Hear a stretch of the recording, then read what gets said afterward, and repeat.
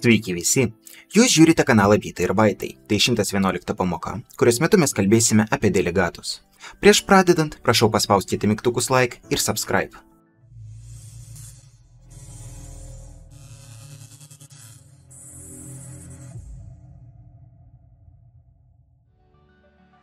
Mes jau žinome apie kintamųjų tipus, naudojant kuriuos mes galim išsaugoti tekstą, raidę, skaičius ir taip toliau. Bet taip pat yra ir kintamųjų tipai, naudojant kuriuos mes galim saugoti funkcijas. Ir tai pas mus yra delegatai. Kaip mums sukurti delegatą? Visų pirma, mes turime parašyti raktažodį delegate. Po to mes turime nurodyti, o koks bus return typas. Tai galim pasakyti, kad return typas pas mus bus void. Na ir mes tada galim nurodyti pavadinimą mūsų delegato. Tegul tai būna tiesiog myDelegate. Ir dabar tarp skritinių skliaustų mes galim nurodyti argumentus. Kokie argumentai pas mus čia bus. Tai pasakysime, kad funkcija turi priimti kažkokį vieną intą. Na ir dabar pažiūrėsime, kaip tai veikia. Mes lygiai taip pat kaip ir visą laiką galim sukurti tą delegatą. Tai iš pradžių rašome tipo pavadinimą ir po to kintamojo pavadinimo. Dabar pakalbėsime apie inicializaciją. Tai parašysime funkciją, kurią ir galėsime čia priskirti. Tai sukursime funkciją, kurią pavadinsime myFunction ir tą funkciją ir galėsime priskirti prie šio delegato. Kaip tai darom? Mes rašome lygų ir be apskritinių skliaustų priskiriam tą funkciją. Kai mes rašome apskritinius skliaustus, ta funkcija yra kviečiama. Kai mes apskritinių skliaustų nerašome, tai mes galim tą funkciją priskirti kažkur. Ir dabar, jeigu aš iškviesiu savo delegatą ir perduosiu kažkokį int argumentą, tai mes pastebėsime tą patį rezultatą, koks pas mus ir būtų, jeigu mes iškviestumėm tą funkciją. Taip pat delegatai tai pas mus reference tipas, tai mes čia galim priskirti null reikšmę. Ir dabar, jeigu taip aš paleisiu mūsų kodą, mes gausime null reference exception. Ir yra labai geras kvietimo būdas, naudojant kurį mes galim patikrinti, ar ten išsaugota funkcija ar ne. Tai vietoj paprasto apskritinių skliaustų mes galim parašyti invoke metodą. Ir jeigu mes taip parašysime invoke metodą, tai bus tas pats kvietimas kaip ir su paprastais apskritiniais skliaustais. Tik vienintelis dalykas, mes dabar galim čia parašyti klaustuką. Ir jeigu ten pas mus nėra funkcijos, jeigu ten pas mus yra nullas, tai mes negausime null reference exception. Kaip jūs galite pastebėti, jokių klaidų neįvyko. Taip pat prie delegato mes galim priskirti daugiau nei vieną metodą. Tam mes turim taikyti tokią sintaksę kaip plus lygų. Ir taip pat priskirsime console_writeLine. Pas mus yra šio metodo perkrovimas, kuris priima intą. Ir dar 17 perkrovimų. Ir tam, kad tas metodas atrodytų truputį kitaip, mes pridėsime čia papildomą užrašą. Ir nepamiršta mūsų delegatą iškviesti. Ir kaip jūs galite pastebėti, dabar suveikia kaip viena, taip ir kita funkcija. Mes iškvietėm funkciją myFunction ir mes taip pat iškvietėm ir paprastą console_writeLine. Taip pat prie delegato mes galim ne tik funkciją pridėti, bet pridėti ir kažkokį kitą delegatą. Jeigu aš parašysiu taip, tai funkcija myFunction ir console_writeLine suveiks 2 kartus. Nes prie tų funkcijų, kurios pas mane ir taip buvo, aš pridėjau tos pačios funkcijos ir dabar iškviesiu kiekvieną iš tų funkcijų 2 kartus. Taip pat, jeigu kažkuria funkcija mums jau yra nereikalinga, mes galim atsirašyti, naudojant minus lygų. Ir paleidus kodą dabar mes galim pastebėti, kad console_writeLine suveikia tik vieną kartą. Taip pat mes galim iškviesti metodą getInvocationList ir gausime visus metodus, kurie ten pas mus yra. O atgal jie ateis pas mus kaip delegate tipas. Ir mes galėsime praeiti ir pažiūrėti, o kokie metodai ten pas mus yra.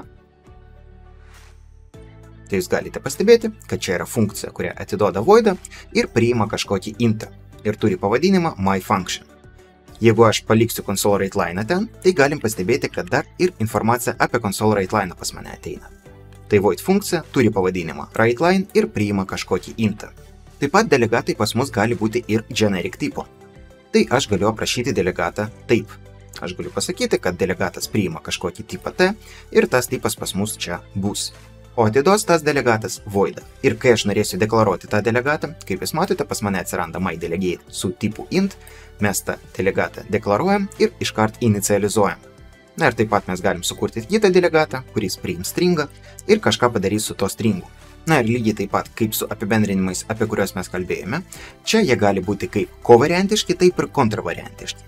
Tai mes galim parašyti čia raktažodį in ir tada galėsime perduoti kaip argumentą tą tipą T, bet jokių būdų negalėsime to tipo T atiduoti. Arba atvirkščiai, jeigu mes rašome raktažodį out, tai mes galėsime tą tipą atiduoti, bet tas tipas T pas mus negalės būti kaip argumentas. Argumentus mes čia galim aprašyti, kokius tik norim. Ir return typą irgi kokį tik norim. Viskas lygiai taip pat, kaip ir su paprastais metodais. Sukursime 4 metodus ir priskirsime visus prie vieno delegato. Ir tada tą delegatą iškviesime ir pažiūrėsime, koks pas mus bus rezultatas.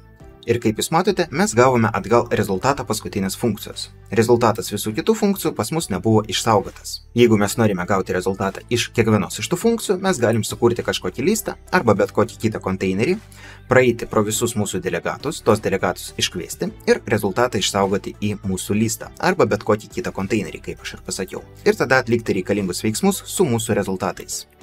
Ir kai paleidžiam kodą, jūs matote, kad visi rezultatai buvo išsaugoti į listą. Ir tai yra minusas C#.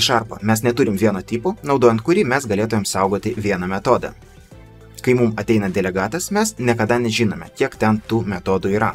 Ir galim gauti rezultatą tik paskutinio iš tų visų metodų. Na ir dabar pažiūrėsime į pavyzdį, kur mes galim taikyti tuos delegatus. Mes pasakysime, kad mūsų delegatas priima intą ir atiduoda atgal voidą. Ir parašysime metodą, kuris ras visus pirminius skaičius nuo 0 iki makso, kurį mes perduosim. Ir taip pat mes perduosim delegatą, kuris turės suveikti, kai skaičius bus rastas. Tai viskas veiks labai paprastai. Mes praeisime nuo dvejeto iki mūsų makso. Taip pat praeisime nuo dvejeto iki skaičiaus i, kuris pas mus yra. Tai dabartinis skaičius, kurį mes nagrinėjame.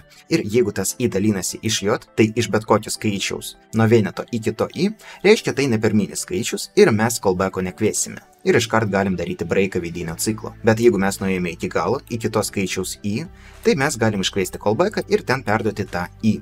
Na ir pats paprasčiausias dalykas, kurį mes galim padaryti, tai išvesti visus skaičius. Tai jeigu mes ten perduosim funkciją console_writeLine, ta funkcija pas mus ir suveiks.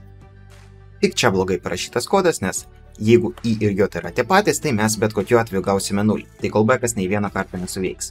Mes turime padaryti taip. Iš pradžių patikrinti, iškviesti callbacką ir tik tada daryti breaką. Arba breaką dar papildomai galim padaryti iš karto ir čia, tam, kad nedaryti papildomų patikrinimų. Ir dabar mes matome visus pirminius skaičius iki 10. Galim pažiūrėti iki 20 ir irgi gauname visus tos skaičius. Taip pat mes galim sukurti, tarkim, listą ir pasakyti, kad kiekvieną kartą, kai mes randam tą skaičių, mes norim pridėti jį prie listo.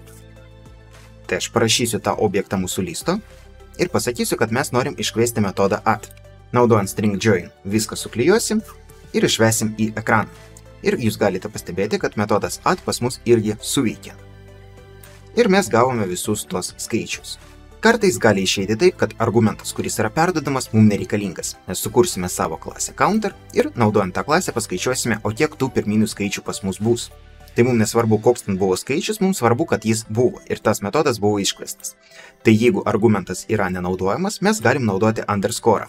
Jeigu underscore nėra, tai mums rašo, kad mes sukūrėm argumentą, kuris nenaudojamas. Bet jeigu to argumento nebus, mes negalėsime tą metodą čia priskirti. Jeigu aš parašysiu taip counter add, pas mane nesuveiks. Aš būtinai turiu nurodyti tą argumentą, kad mano funkcija sutaptų su delegatu. Return value pas mus yra voidas ir argumentas yra intas. Tada viskas bus gerai ir aš tikrai galėsiu didinti tą countą. Ir mes gauname rezultatą. Mes žinome, kiek tokių skaičių pas mus yra nuo 0 iki 20. Tai mes galim priskirti metodą iš objekto, taip pat galim priskirti ir statinį metodą. Vėliau mes dar kalbėsime apie anoniminius metodus ir žiūrėsime, kaip mes galim priskirti čia anoniminius metodus. Dabar jūs žinote, kas yra delegatai ir kaip išsaugoti funkciją įkintamai.